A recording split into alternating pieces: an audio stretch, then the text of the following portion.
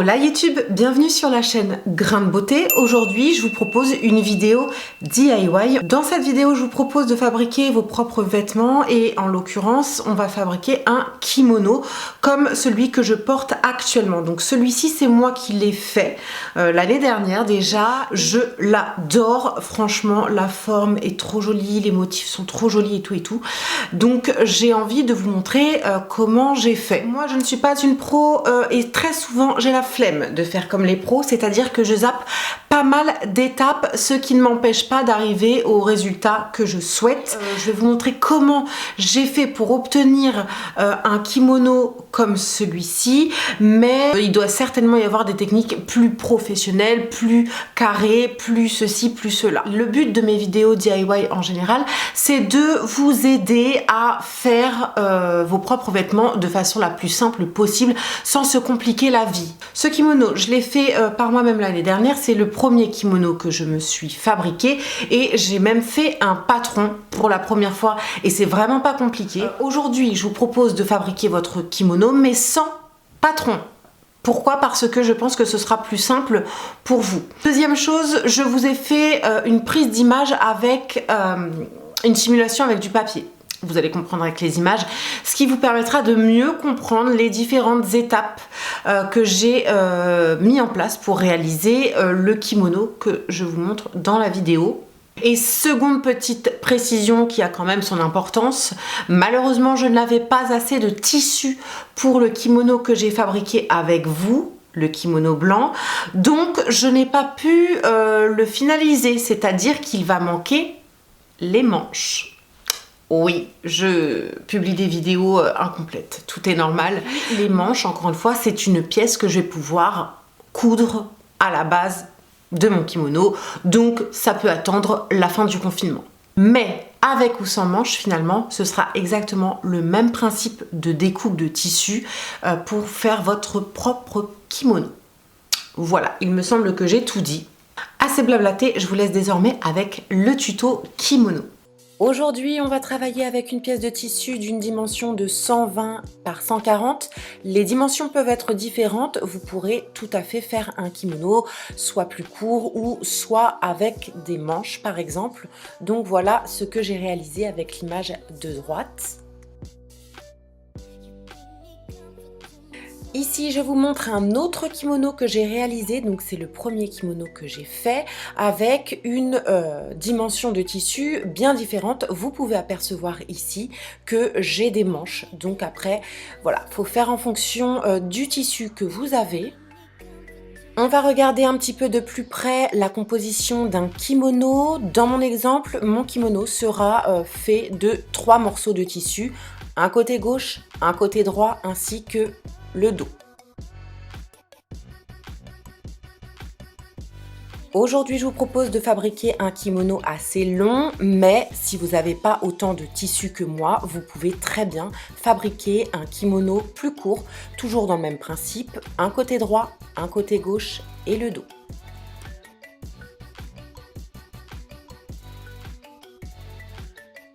Pour vous faciliter les choses, j'ai souhaité vous imager la découpe du tissu en format papier.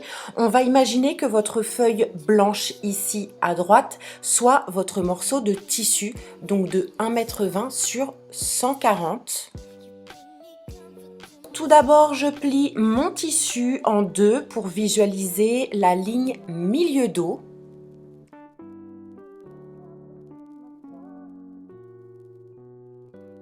Puis, je rabats le côté droit de mon tissu sur le milieu dos et je fais pareil à gauche.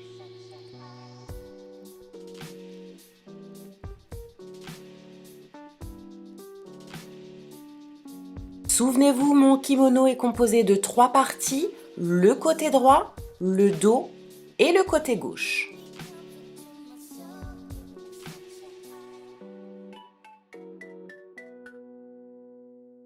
Lorsque la partie droite et gauche sont rabattues sur le milieu dos, je rabats à nouveau les deux parties sur elles-mêmes, comme à l'écran.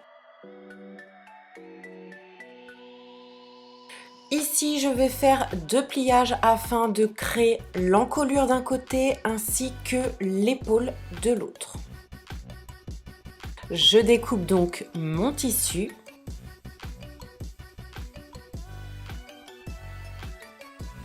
Ensuite, je viens délimiter la manche. Évidemment, je découpe les deux épaisseurs de tissu afin que ce soit symétrique. Enfin, je fais une découpe du bas du kimono jusqu'à la manche. Et lorsque j'ouvre mon tissu, j'obtiens une découpe symétrique du côté droit comme du côté gauche. Désormais, il n'y a plus qu'à coudre les parties entre elles, c'est-à-dire au niveau de l'épaule, ainsi que sur le côté droit et sur le côté gauche.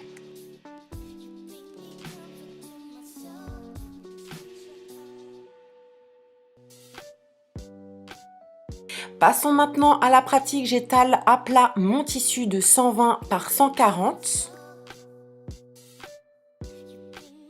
Je rabats mon côté droit et mon côté gauche sur le milieu dos. Alors idéalement, il faudrait repasser le tissu. J'avais la flemme, je ne l'ai pas fait. Mais si vous avez le temps, faites-le, c'est beaucoup mieux et ce sera plus précis. Comme vu précédemment, je rabats les deux côtés sur eux-mêmes. On fait bien attention de bien rabattre les deux côtés pliure sur pliure afin que ce soit symétrique. Ici, je place des épingles sur mon tissu afin qu'il reste bien en place.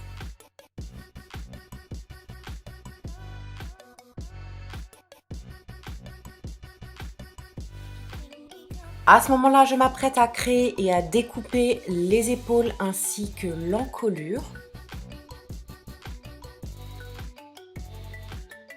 À l'aide de mon premier kimono, je vais tout simplement reporter des mesures. Les barres blanches sont imaginaires et les barres vertes correspondent aux mesures à reporter. Je place donc sur mon tissu une épingle. Ici, je mesure l'encolure à gauche et je la reporte sur mon tissu à droite. Je place également une épingle de repère.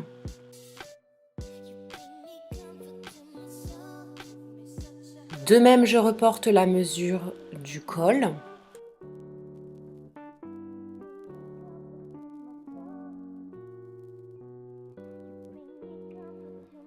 Enfin, je mesure la hauteur de la manche à gauche et je la reporte à droite. À ce stade-là, j'ai donc placé 4 épingles de repère sur mon tissu. Avec une paire de ciseaux, je n'ai plus qu'à découper les lignes vertes imagées à l'écran.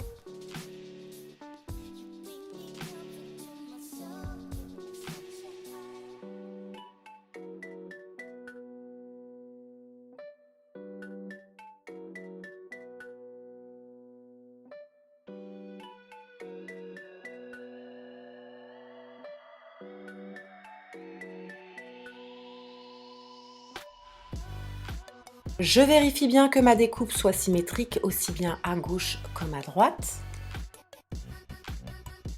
À présent, je découpe l'ouverture de l'emmanchure sur les deux épaisseurs de tissu. Et je veille bien à m'arrêter au niveau de l'épingle, mon point de repère.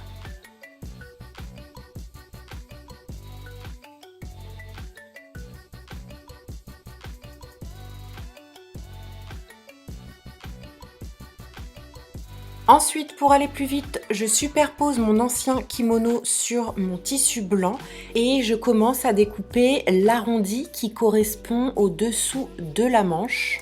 À ce moment-là, je finis la découpe jusqu'en bas du tissu. Et voilà, je n'ai plus qu'à coudre le tissu afin de relier les parties entre elles.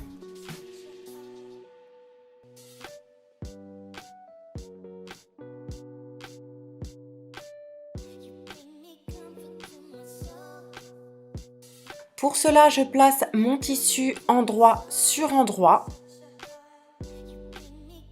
Je place des épingles à l'endroit où je vais faire ma couture, c'est-à-dire au niveau des épaules et sur les côtés, et je procède à la couture.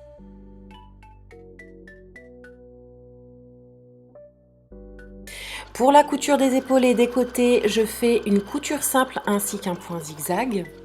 Petit rappel, le point zigzag permet au tissu de ne pas s'effilocher au moment du lavage en machine.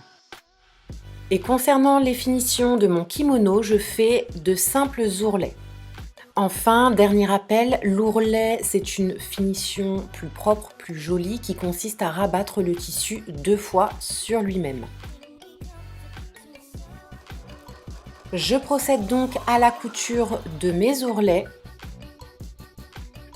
Les ourlets se font au niveau du col, au niveau de devant, ainsi que en bas du kimono, sur les côtés et tout en bas.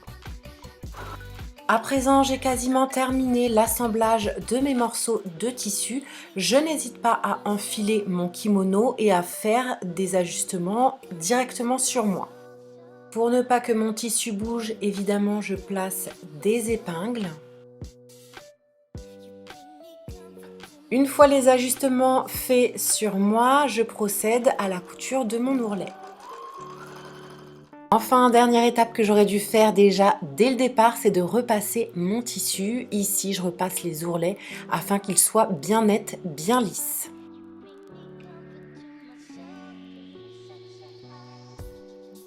Ça y est, les 3 parties de mon kimono sont assemblées. Vous pouvez apercevoir avec les images qu'il me manque les manches, tout simplement parce que je n'avais pas assez de tissu. J'attendrai de pouvoir aller chercher du tissu supplémentaire afin d'ajouter les morceaux manquants. C'est d'ailleurs pour ça qu'on voit des petits fils au niveau des manches. C'est pas grave, je rectifierai ça plus tard. Et voilà, mon kimono est à présent terminé pour un style bohème chic. Il sera parfait pour ce printemps-été.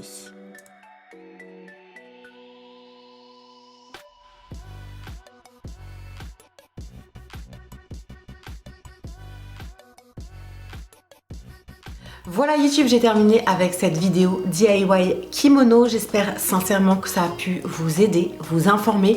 Si j'ai oublié quelques petits détails, quelques petites précisions, eh bien dites-moi ça dans les coms. Surtout que les vidéos de ce type, c'est les plus compliquées à monter, à filmer et à expliquer finalement. Sur ce YouTube, je vous laisse. Je vous dis à tout de suite dans les coms et surtout, pensez à prendre soin de vous. Bisous.